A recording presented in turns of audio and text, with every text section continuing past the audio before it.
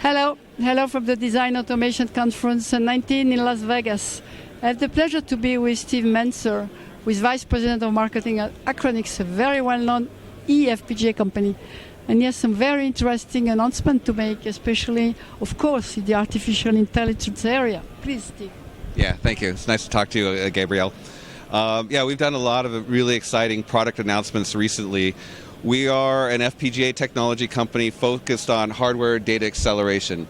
Our products are both embedded FPGA called SpeedCore and standalone FPGA devices called Speedster 7T.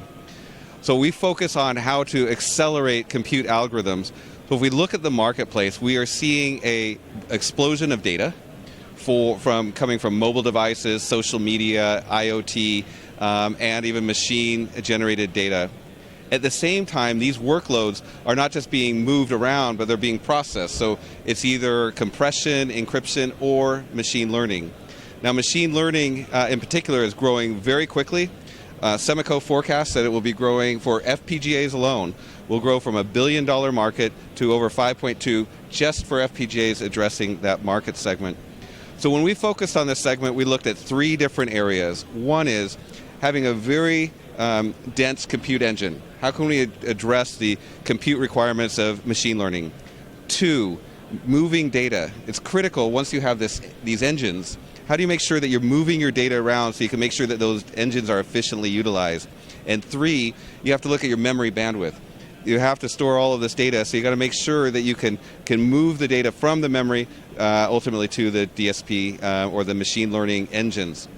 So in terms of our announcement, earlier or at the end of last year, we announced our Gen 4 architecture for SpeedCore. This increased performance by 60%, reduced area by 65%, and cut power in half for a given function on a given process technology. So very exciting. And then just recently, we announced our Speedster 7T, using the same Gen 4 architecture, but we put in some innovations specifically for machine learning. So in particular, we have what's called machine learning processors, MLPs.